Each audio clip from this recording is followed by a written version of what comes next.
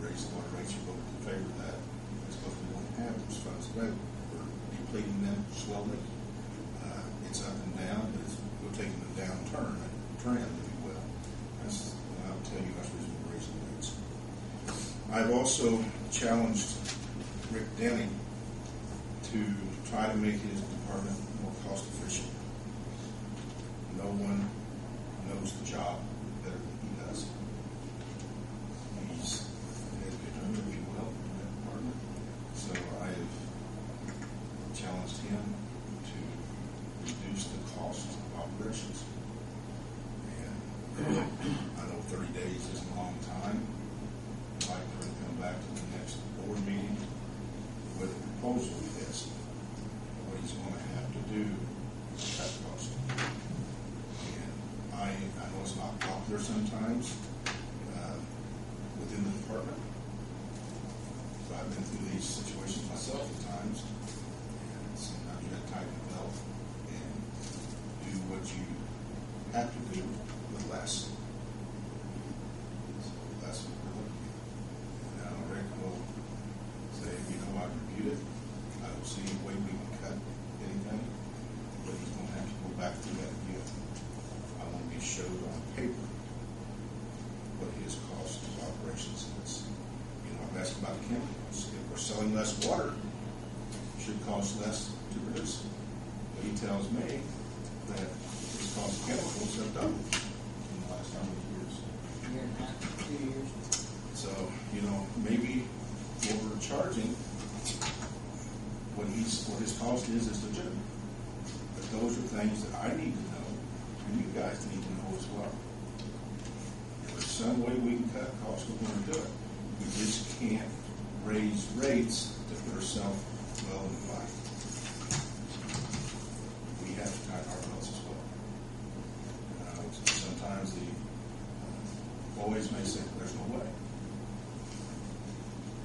Anybody's been involved in business, most all of you know that there is a way. And sometimes those decisions aren't very popular, but we have to do what we have to do. So, I want to do it. I want to get it done. I want to maintain it. I want to stay as frugal as we can and as sharp as we can on the dollars that it takes to operate.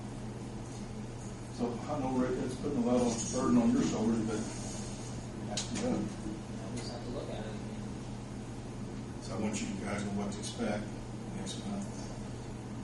I expect to see a reduction in cost. And that will hopefully affect our decision a year from now.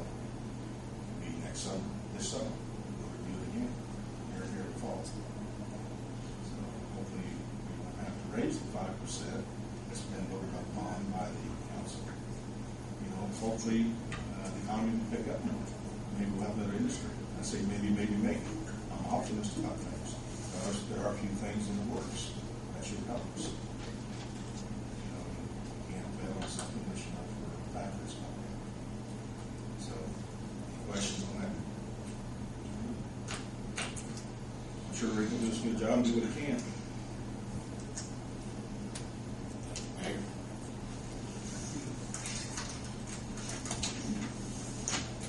Comment to be heard from on this. So Don had passed out a packet on what Greensburg did on meters the other day. Yeah.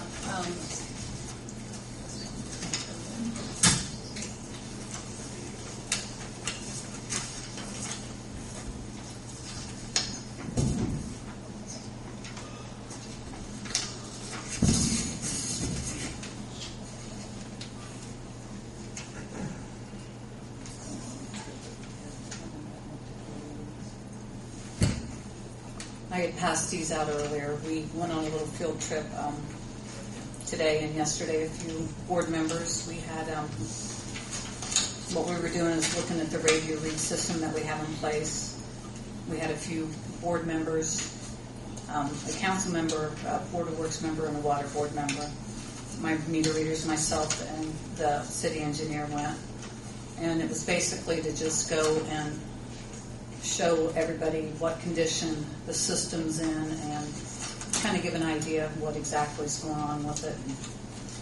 Thought I would throw together some numbers real quick and just show the board as well. And I do say really quick, sorry for the format here, but just showing like with the first group of pictures, the laptop that we're using is Windows 98. If anybody knows much about computers, it's old. We purchased it in 2002, and it's literally on its last leg. The next picture next to that is one of the main reasons why we did do radio read meters to begin with, is because of the condition and the placement of some of the meters in town. It's not safe to go to, as in that picture. And the next few pictures are just showing the condition of the meters and what's actually involved in the radio portion of it.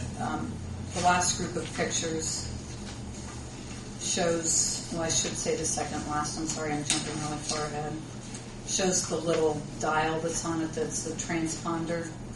So we're having to go back and read like 300 of these a month manually, and you can't see them. They're way down in a pit, really low, dirty. And Chuck witnessed that. It's really, really hard to read. The meter itself works fine. It's just the electronic part is not working anymore.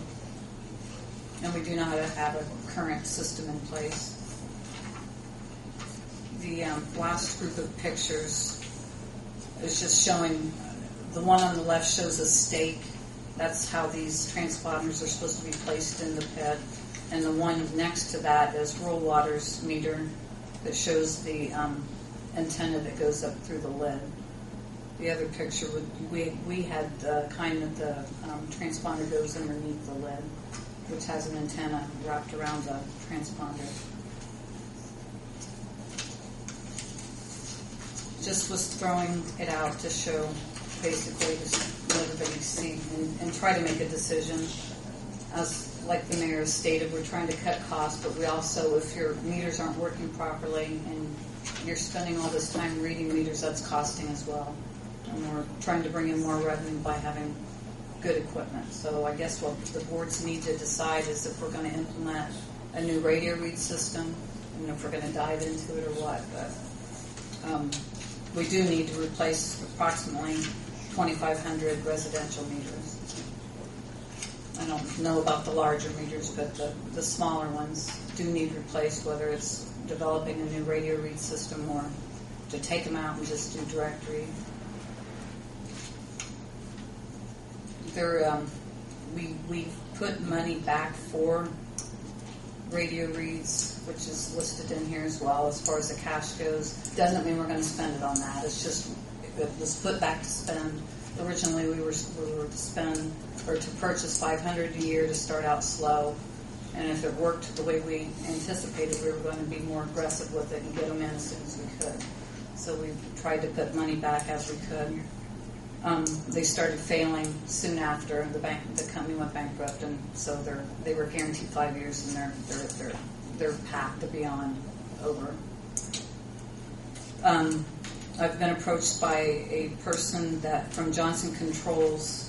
They come in and do an audit of your system to see if it would be cost effective to put in a new system, and if you kind of lease it the way I understand it, and if your revenue pays for this over the however long you decide to do this. It's supposed to be self-sufficient or whatever, and you get a new system. Don't understand it all, but he's wanting to do a presentation, so he's coming to the Board of Works meeting on April 5th. If anybody would want to see that, or if he could come back to the Water Board as well if you're interested in just looking at it. I don't know details on that.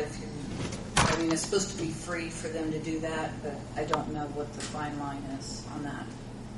Nothing's ever free completely. So maybe a little more after that presentation, with the Board of Works, maybe we'll understand what is involved and we can make an educated decision on which way to go. But we have a lot of meters and settings and everything that we really need fixed and in place. There are cash registers out there that aren't picking up right.